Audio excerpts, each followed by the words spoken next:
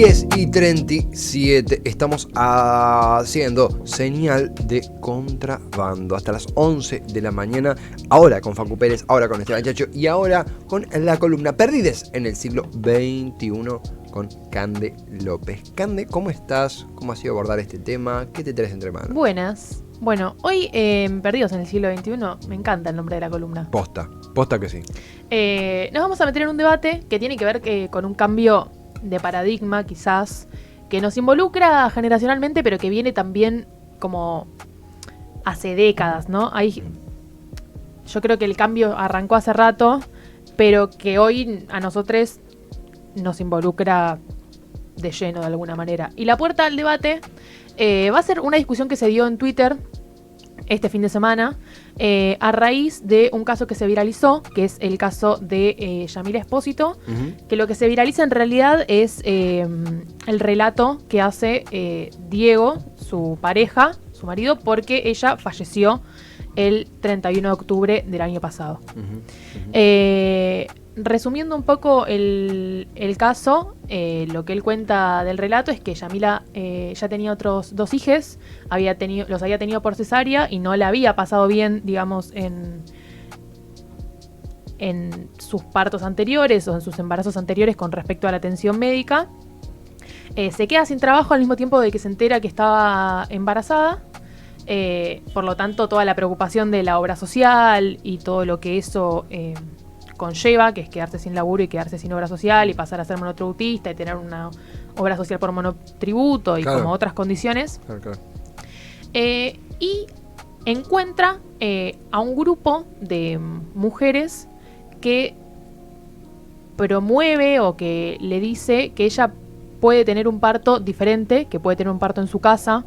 Un grupo que se pone como en el lugar de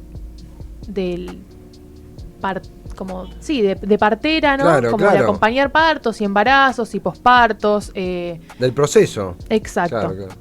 Que la iban a acompañar durante su embarazo, la convencen de que ella puede tener un parto en su casa, de que muchas veces los procesos, o sea, las cosas que le dijeron que iban a pasar o que le pasaron en sus otros embarazos eran culpa de la violencia obstétrica y del sistema de salud, y que ella podía tener otro tipo de embarazo. Contado por su esposo, el embarazo fue un embarazo diferente y la pasaron muy bien y con mucho disfrute. Cuando llega la hora del parto, ella igual tenía que hacerse estudios, ¿no? Y se atendía con una obstetra. La derivan estas mujeres que la acompañaban a una obstetra que acompañaba partos respetados. Y esta obstetra le dice que tenía que hacerse unos estudios porque por haber tenido cesáreas previas tenían que constatar que no tuviera algo así, no tengo el nombre técnico, pero algo como la placenta pegada a la cicatriz. Sí, alguna complicación. Exacto. No era el primer parto que tenía. No, ella ya había tenido 2 cesáreas. Claro. En el medio, cosas como recomendamos que no se lo cuentes a todo el mundo, porque mucha gente no va a aceptar que estés tomando esta decisión. O cuando vayas al médico, decí que tuviste una cesárea y un parto vaginal. Cosas que ya empiezan a hacer ruido, pero que pasa algo, y esto también lo traigo como a través de relatos de otras mujeres o personas gestantes que pasaron por esa situación, que cuando uno está realmente ante la posibilidad de tener una opción diferente, ilusionada con esa opción diferente y que decide creer en eso, es difícil, o sea, te dicen todo lo que querés escuchar. Entonces te convencen y te ilusionan muchísimo al respecto, sobre todo cuando uno está también en un estado de vulnerabilidad, porque sabemos que una persona embarazada es una persona que está en un estado de vulnerabilidad. Sí, claro. Y encima en crisis económica, encima sin sostén económico. Bueno, tenían un emprendimiento con el marido que empiezan a desarrollar.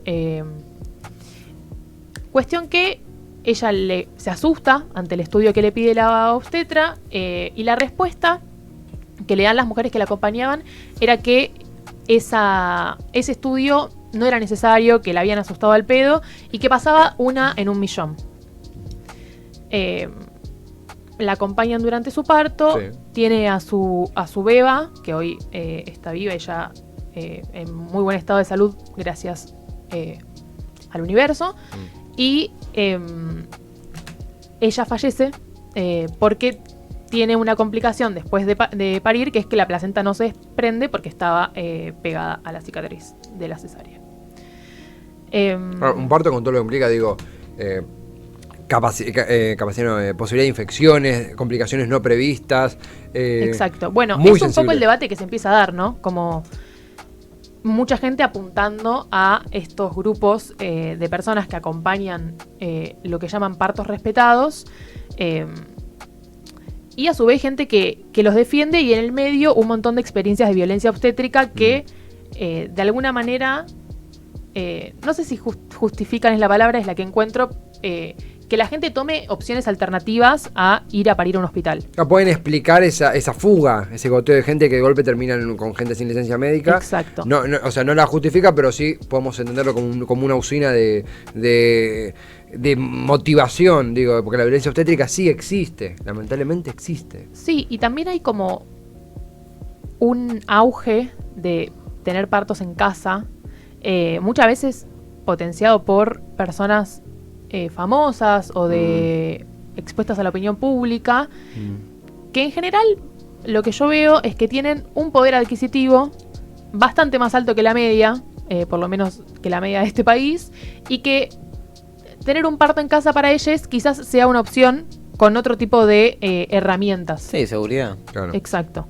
Y que tampoco es lo mismo tener, no sé, un parto en casa con una obstetra, un quirófano armado en el living por si algo sale mal, una ambulancia en la No, puerta, obvio, un obvio. centro de salud a 5 minutos.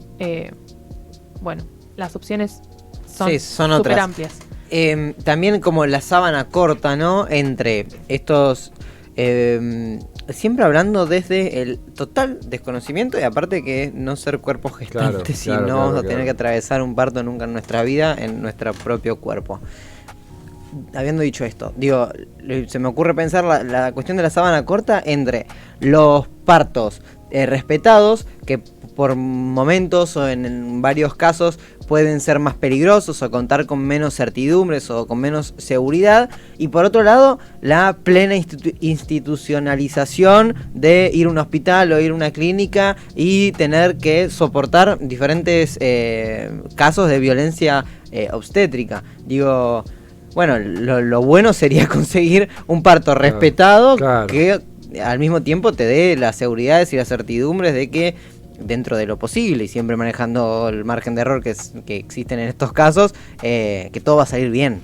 Incluso, y sumo, me acuerdo de una nota en Infobae hace muchísimo tiempo, justamente recuerdo la primera vez que escuché hablar de violencia obstétrica, y arreteo lo que decía Foco al principio, hablando sin ser un cuerpo gestante, por eso también me apoyo mucho en vos, Cande, respecto a la violencia obstétrica que existe en los hospitales, que por supuesto jamás va a justificar que un grupo, por lo que me describís, pareciera un funcionamiento sectario de tomar una persona en vulnerabilidad por su embarazo, por su inestabilidad económica, y convencerla y adulterar su percepción del mundo.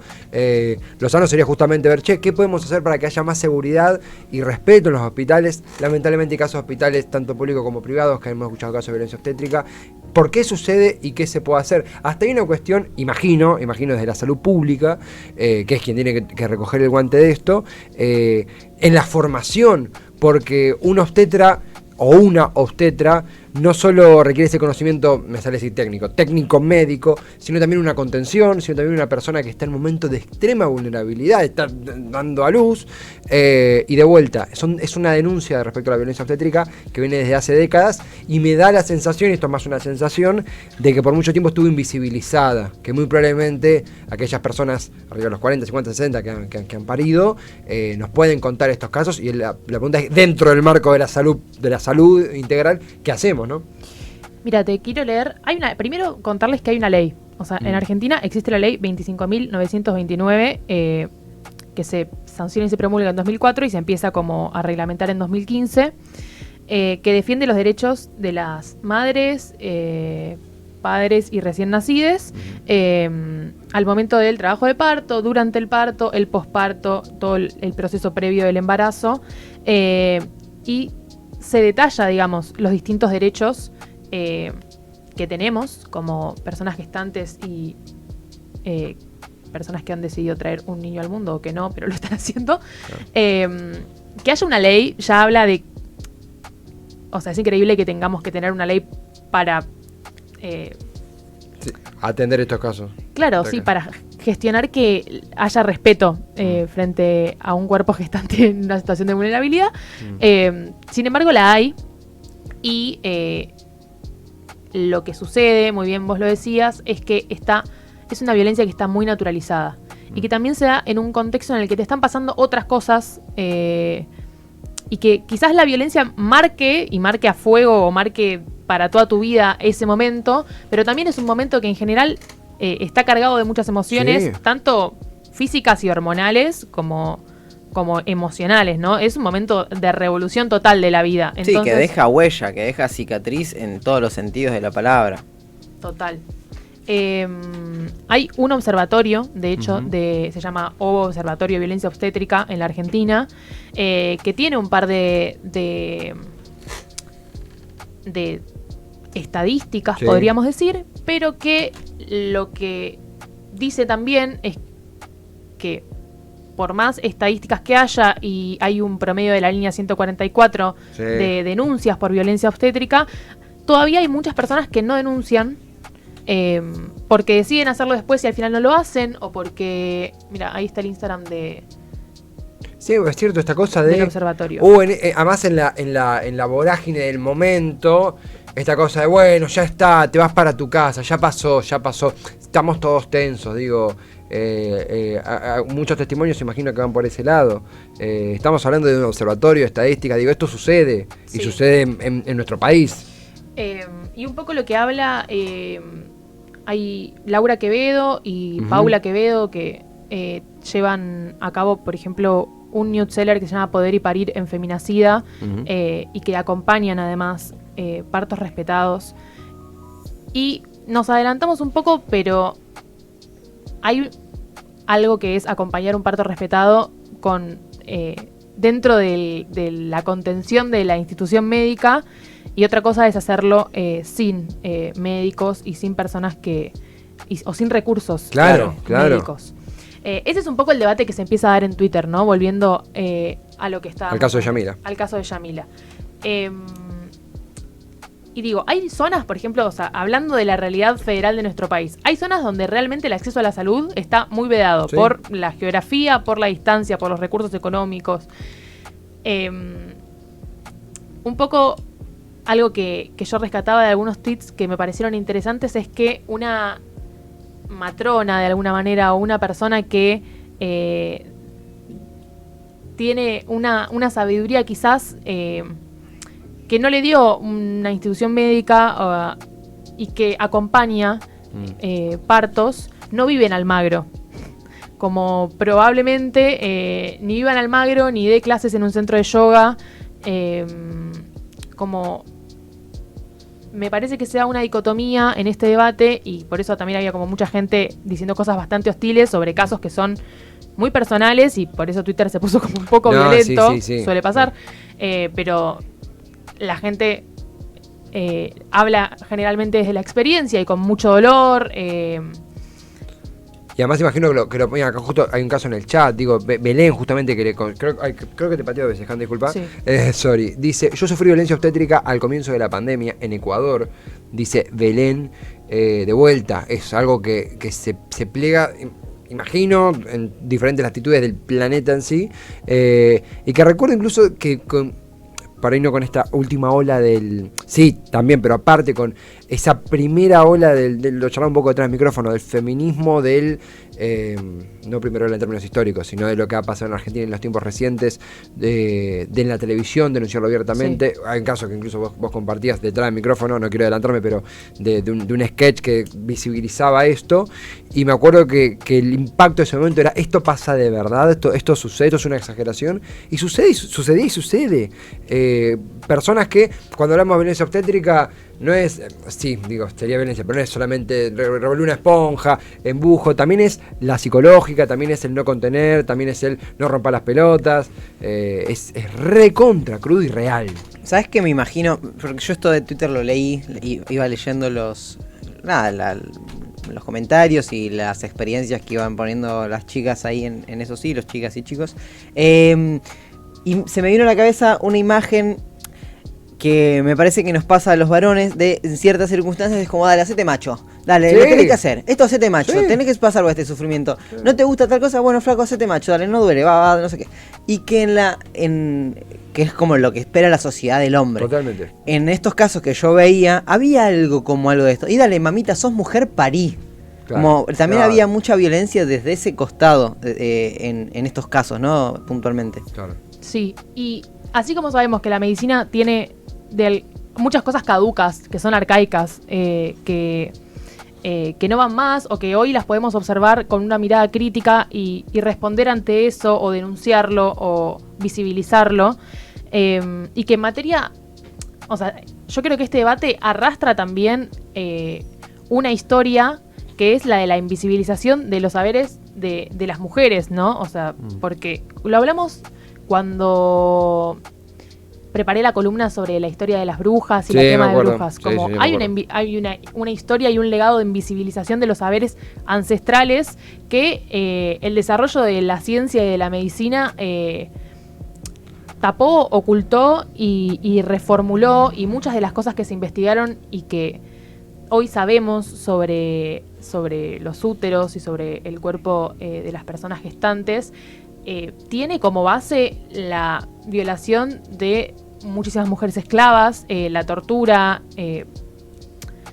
y todo eso está, y yo creo que a veces enciende el fuego de ciertos debates, pero que tampoco podemos seguir, digamos, viviendo con lo que pasó hace 2 siglos, y hoy hay gente que reescribe la medicina, que la estudia, que la reformula, que son de nuestra generación y que tienen todas estas cosas como mucho más a la mano, y que yo creo que pese a que todavía faltan años luz para que podamos hablar de un parto respetado y sin violencia obstétrica en todo el sistema de salud de nuestro país, hay mucha gente laburando para eso.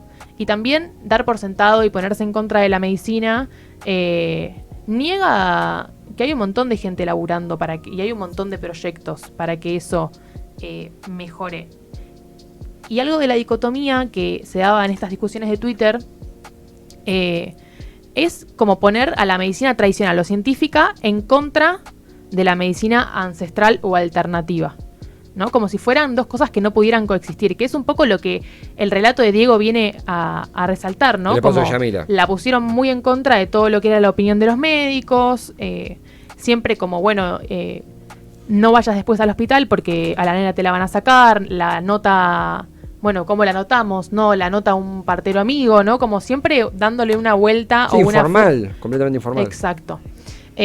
Cuando yo creo que son cosas que se pueden complementar de alguna manera, ¿no? O sea, puedes tener un parto acompañado y aún así buscar una obstetra y tener atención médica atención médica. Sí, y está buenísimo el tema de visibilizarlo, porque, a ver, esto vuelvo a decir, para mí lo ideal sería que dentro de una institución médica, con los recursos necesarios para poder garantizar que las cosas salgan de la mejor manera posible, también haya una cuestión personal y de acompañamiento. Obvio. En este momento que no sé si es la palabra correcta, pero puede llegar a ser traumático el hecho de llevar adelante un parto. Claro. Esa sería el mejor de los mundos posibles, digo, ¿no?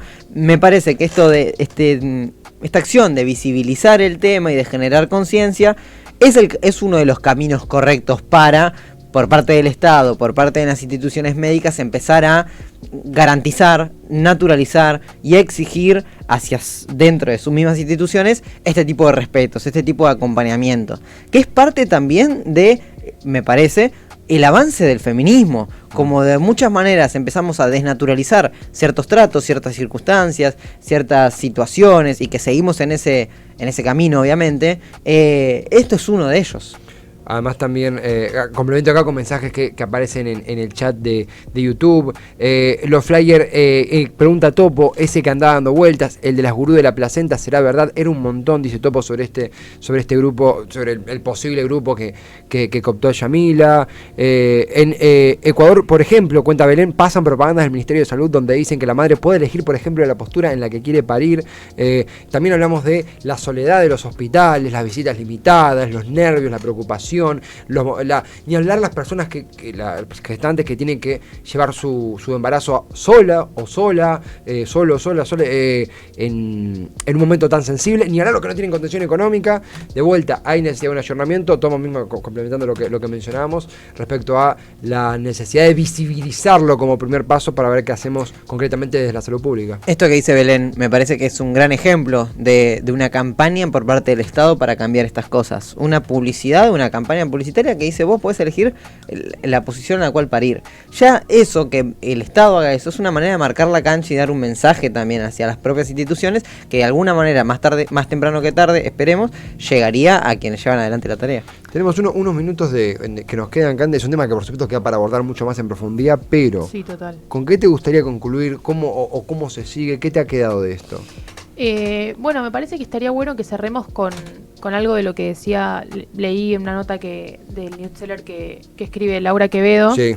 Que ella dice que se necesita hacer un cambio cultural donde se desnaturalicen estas prácticas, porque tanto la justicia como los profesionales de la salud tienen arraigados mandatos sociales, machistas, y que muchas veces no se entiende dentro de la medicina que el trato deshumanizado que ejercen es violencia.